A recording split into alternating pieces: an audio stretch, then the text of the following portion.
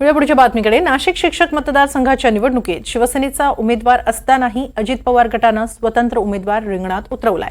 लोकसभेत मिळालेल्या अपयशानंतर होणाऱ्या या पहिल्याच निवडणुकीत अजित पवार गटाकडून नक्की काय संदेश दिला जातोय, यासोबतच युती धर्म नक्की गेला कुठे, असे अनेक प्रश्न आता उपस्थित होत आहेत।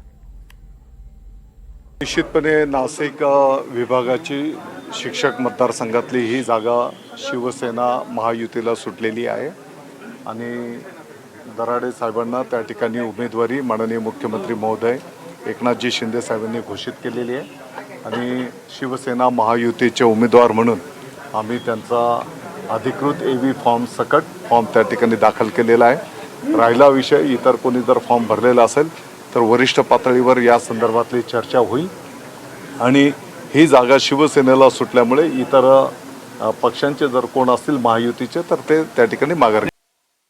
विधान परिषदेसाठी शिंदे गटाचे किशोर दराडेंचा उमेदवारी अर्ज भरताना दादा भुसेंनी केलेलं हे वक्तव्य। नाशिक शिक्षक मतदारसंघातून अजित पवार गटाचे उमेदवार महेंद्र भावसार माघार घेतील अशी चर्चा होती, मात्र भावसारांनी आव्हान कायम ठेवलं आणि पुन्हा तोच प्रश्न विचारला जाऊ लागला, कुठे गेला महायुतीतला युती धर्म। भावसारांनी उमेदवारी कायम ठेवल्यानं शिवसेना शिंदे गट आणि भाजप पदाधिकाऱ्यांमध्येही नाराजी आहे।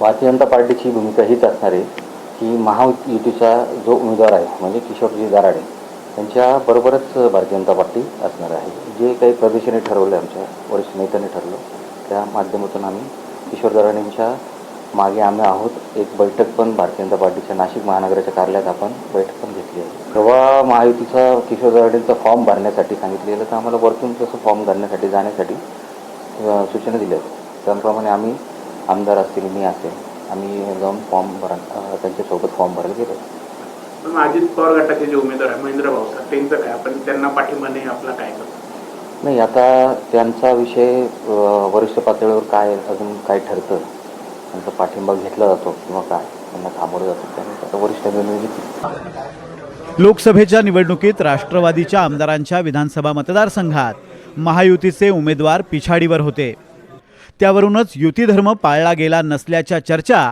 सुरू झाल्या होत्या।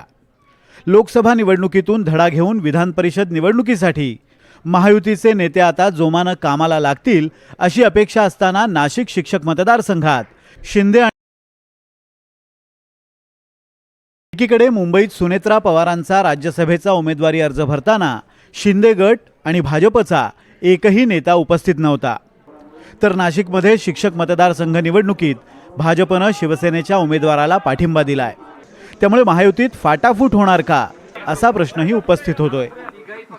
अजित पवारांच्या राष्ट्रवादीतील नेत्यांचा बदलता सूर असो, शरद पवार यासोबतच उद्धव ठाकरेंबाबत व्यक्त केली जाणारी सहानुभूती असो किंवा मग शिक्षक मतदारसंघातील अजित पवारांच्या गटाची भूमिका असो, अशी एक ना एक उदाहरणं बघितली तर महायुतीमध्ये सारं काही अलबेल नसून युती धर्म हा फक्त कागदापुरतीच मर्यादित राहिल्याचं बघायला मिळतंय। कॅमेरामॅन विकी पवारसह प्रांजल कुलकर्णी, NDTV मराठी, नाशिक।